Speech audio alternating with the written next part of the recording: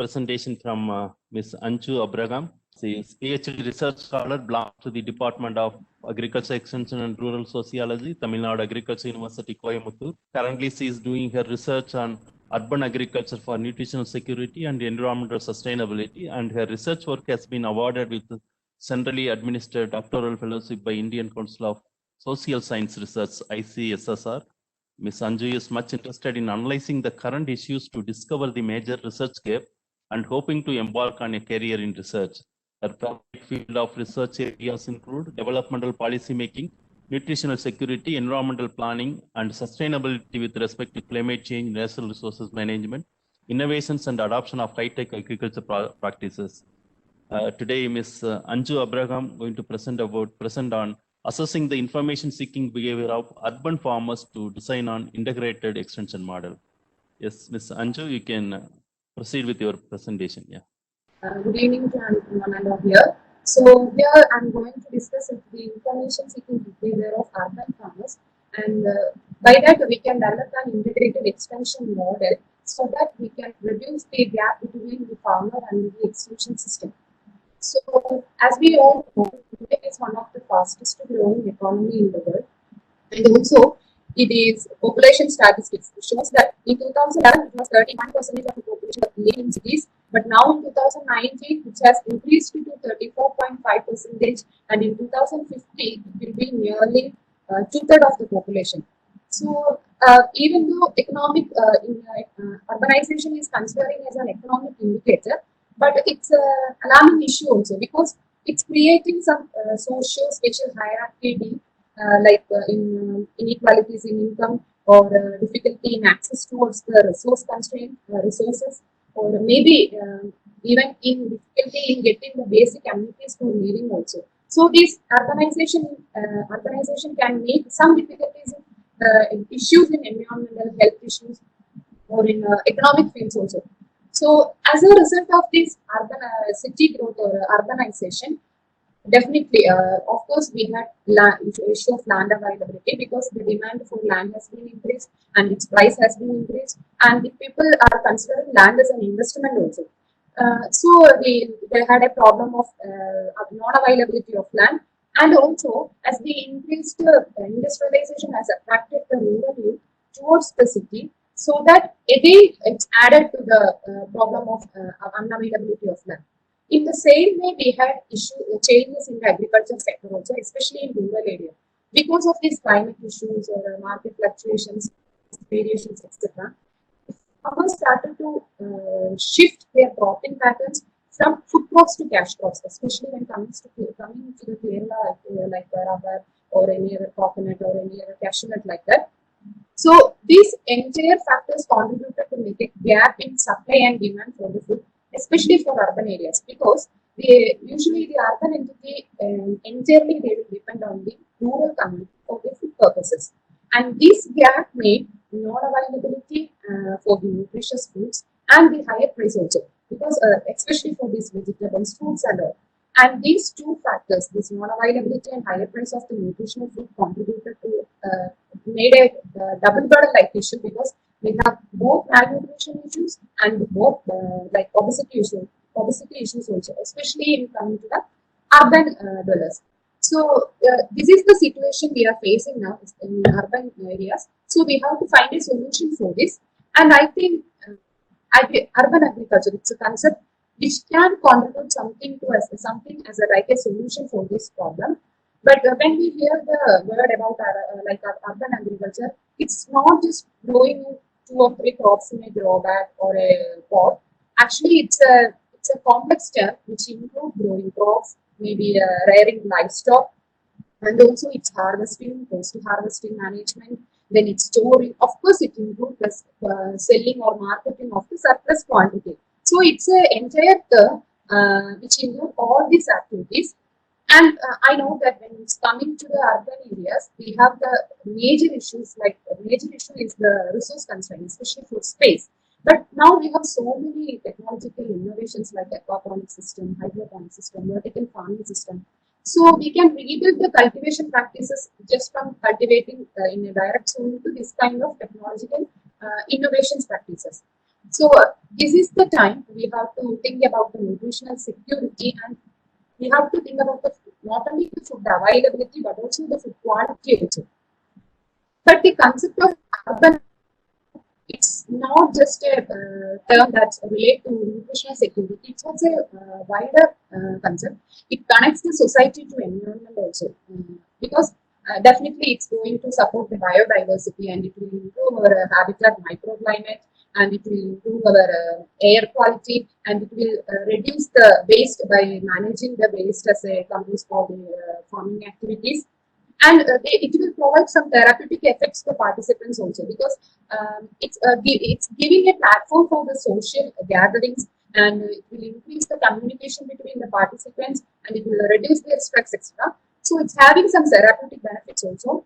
Other than that, it provides some economic benefits, especially for women, because I would say even though they are not getting some profit from the farming activities, but at least they could reduce their budget share for food from their family budget. So it's a saving actually. So this is the solution, and this was the situation, and now we have a solution. So now a farmer, if a urban dweller farmer is ready to do some farming activities, the very basic input he needs is information, I would say. As we all know, the land, labor, capital, these are all the basic inputs in the economic view. But first, he needs some information, because how to use the land, how we can use the investment, how we can use the labor.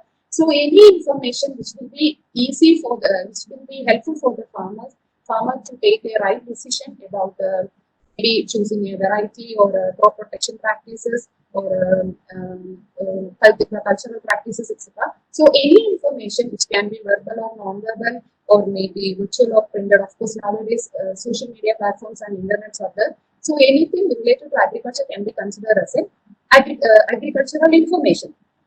So based on this agricultural information, we have to analyze the concept into sources. What are all the sources he is using for gathering the information, and what are all the information needs he wants to know about the practices. So the information needs can vary from cultural activity, crop protection activities, or crop production activities, or how to sell, how he can sell his products. And the sources can also vary from printed to internet, because nowadays most of the farmers, or anyone for information, everyone is depending on internet only. It's an easily accessible resource. So this can be varied from printed to virtual sources. So so I have selected this as my research program. So I have selected Calicut district of Kerala as for my research study. In Calicut district, it has only a single corporation. I have selected that corporation, and I have interviewed the participants by using an interview schedule. And for analyzing the information seeking behavior, I have used the index finding method. So coming to the results and discussion part, first we have to check the socio-demographic characteristics of the respondent. See here, this age, then occupational activity, graduation, both are related. We can relate these three characteristics, because 3/4 of the respondents belongs to old age category. That means they were more than 45 years old. Then more than half, nearly half of the respondents were doing retired. They were retired, and plus they are doing the agricultural activities. And half of the respondents had graduation as the education status. Of course, Kerala is number one state in education quality. So actually, even though they were doing some farming activities while they were working, but after their retirement, they have so much time actually. So for thoughtful activities like farming. So these are all connected. And also when coming to the cultivation practices, nature of cultivation practices, more than half of them are purely using organic methods only. But I would say this 32.8% were using both organic and inorganic, but they believe that they are following organic, because most of them, half of them don't know that what is pure organic methods, or which is inorganic method. They said me like that they are following organic only, but I found some pesticide and all in their house. So I would say we have to concentrate. Then the information need of the farmers. I have selected some basic information need, and I have developed the information need index. Based on that, the pest and disease management came first. As I said earlier, most of them are using home remedies or organic methods only because they are using for their own consumption or for sharing to their fellow farmers, neighbors, family, etc. So by because of this using home remedies and all, they have so much of issues, the pest management, disease issues, pest issues, but they don't know which is a pest or a pest attack, or whether it is a disease attack, whether it is a micronutrient deficiency, whether it is a climate change, climate problem. So we have to give more concentration of this kind of information, I think, because at least they have to find out, they should be able to differentiate between this kind of problems. Then only we can go for better management activities. Then second came the word to purchase the input, that too especially food seed, because even though they are ready to purchase from state farms or the varieties released by the university and all, but they will think and they will discuss and they will ask someone, and only that discussion will go on. I know sowing come, finally it will end up in a into tailor shop and they will go for some hybrid seed variety. So we have to give much importance to this area also. If we are giving more information about the access towards the input, especially for seed, it will be easy for them. Then third and fourth are marketing of produce and improved cultural practices. These improved cultural practices, basically they don't know, even most of them don't know how to mix the proteins in a grow bag. Actually, they need basic scientific orientation from the basic level also. And same for the marketing also. Even though they are cultivating for their own purpose, definitely they have some surplus quantity, but it's not for the not in the quantity for regular selling. So they are giving for someone for without any pricing. So I think if you are providing some coordinated marketing platform or something like that, a local storage system, something like that, it will be easy for them to think about a profit-oriented marketing system also. Then cultural practice is also the same. We have to give scientific orientation. Then comes to the this kind of access to credit facilities, animal husbandry management, etc. The next is information sources. I have selected so many information sources and developed the information source use index. In that, first came the farmer society and plus. Because most of the residence area in city area, it's all about a residence association together. So the interested farmers will form into a group or a club, and especially in this COVID lockdown period, the state government has been announced a project called Samruddhi. So the interested farmers can form a group and they can do something actively or some farming activities, and the government is giving some subsidy also. So there are so many farmer societies, but they are doing individually only now because the project now only it has been released. Major information source for them. They will discuss themselves and they will take some decision. The next comes the experience. I already said that they are using some bomb remedial issues or something like that. So maybe that's why they will use their own experiences for this kind of this pest management and like cow dung application or rice mineral application like that. Then third comes the family, friends, and neighbors. Of course, somebody will be there in their family will be doing some farming activities in rural area or somewhere. So they will ask their guidance or their advice for the activities, farming cultivation processes.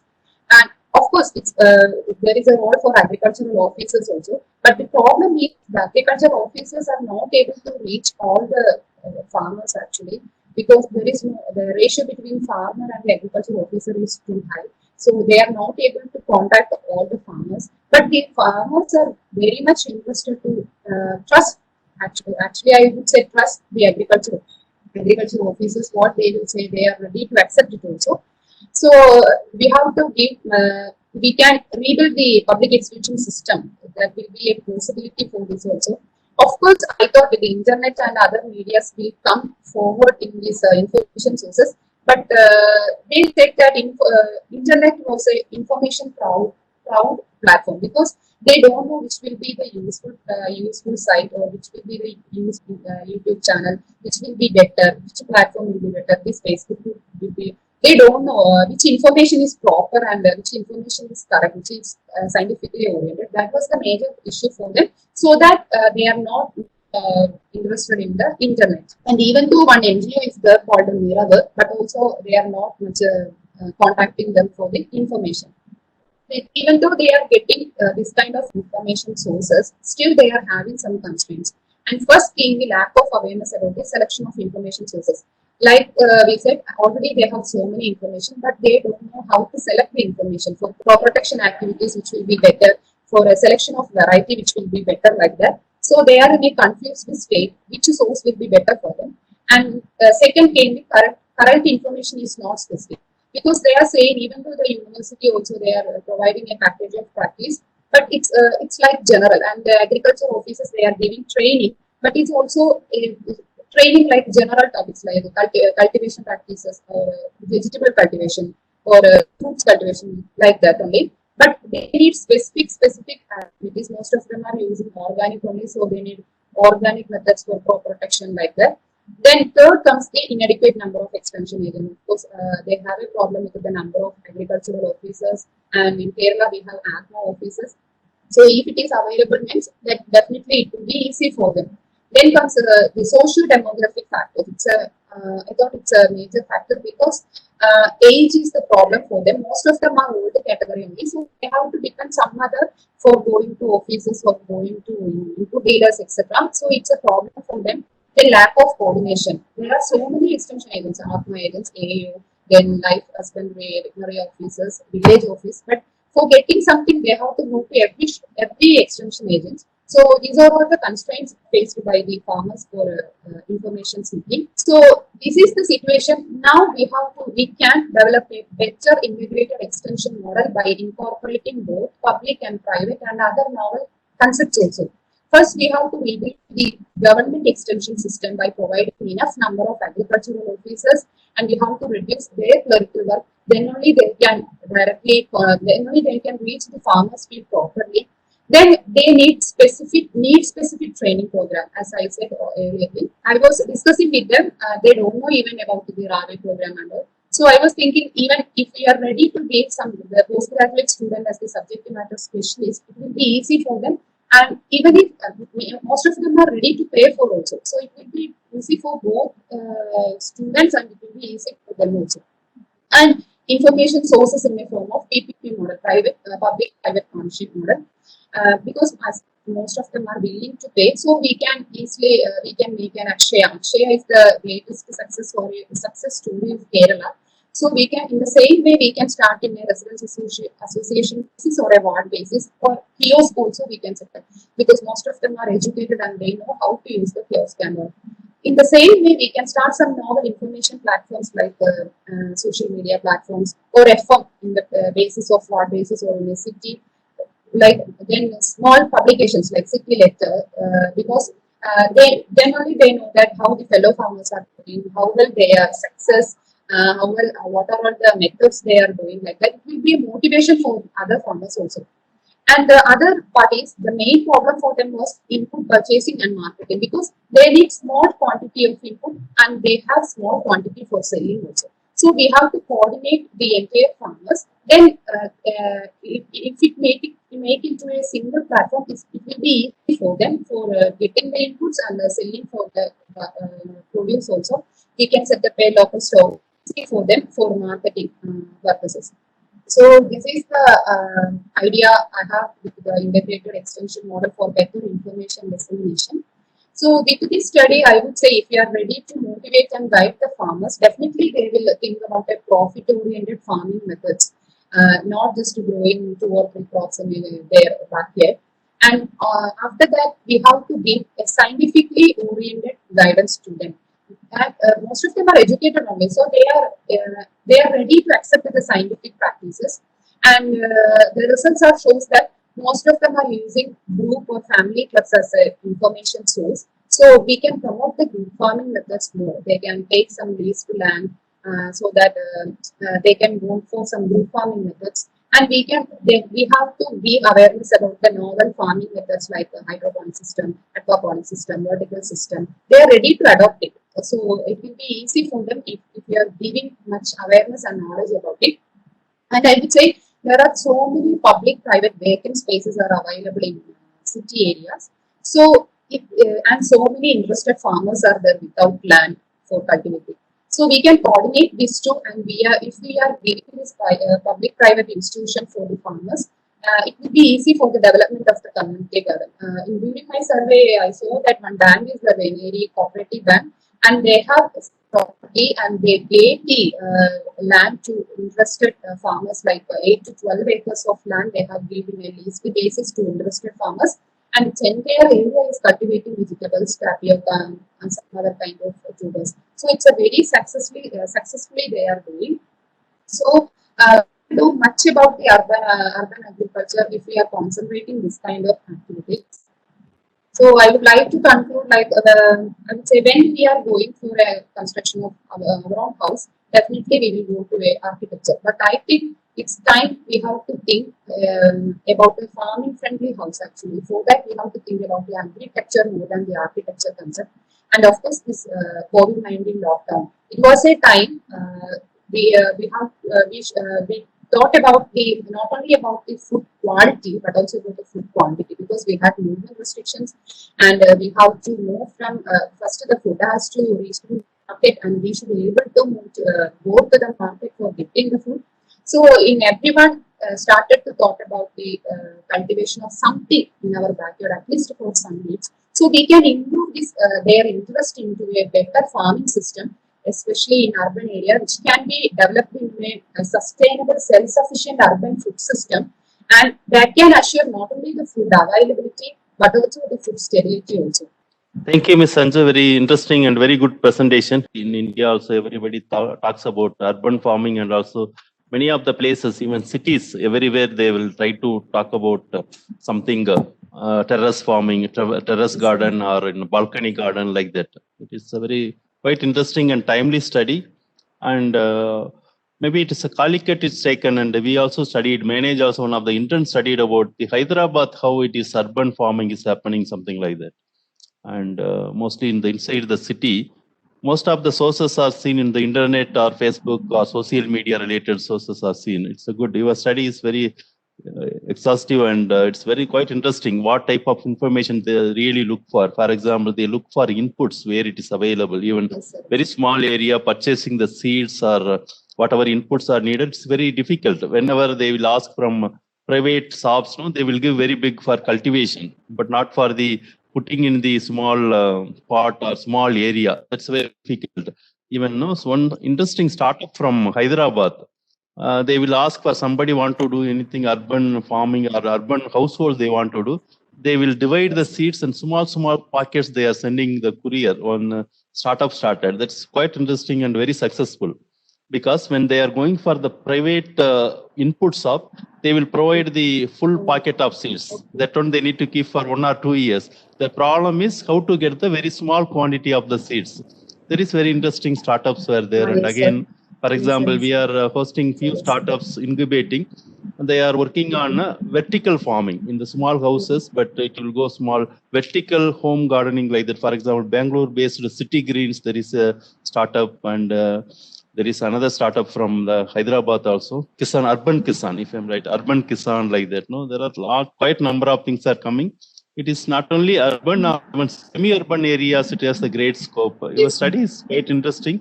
And also I liked the way you put it, the implications and also the conclusion, a lot of very quite interesting. Even many government departments, especially horticulture, other departments they are trying to have a lot of schemes. So today, if you see even Telangana and Tamil Nadu, many places, the horticulture department, they are distributing a kit for the farmers, urban farmers. Yeah. It's the same way in Kerala also they are giving. But for getting the subsidy also, it's very hard for them actually. They have to go to Panchayat, they have to go to village office, again they have to go to Krishi Bhavan. So they are just avoiding the subsidy actually.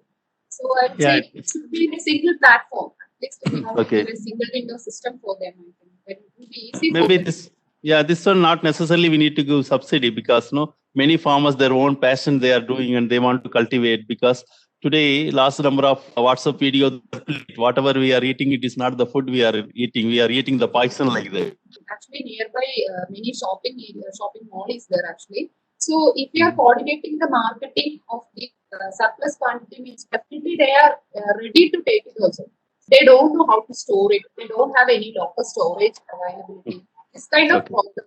Okay, it's quite interesting and it's very needed actually across we are land and water everywhere. It is ringing across the country and expanding agricultural lands are not possible. And again, urban, semi-urban areas, and also clearly told there's a large number of community or government lands are available across, and those might be taken. Yeah, even some nursing college, some medical college are also giving their vacant spaces for cultivation. So many of the institutions are ready to give. We have to coordinate all these things, I think. It's good. Once you complete the study, you may bring some policy briefs or policy for the extension departments. When you circulate widely, it may be much more useful for practitioners to take it in further.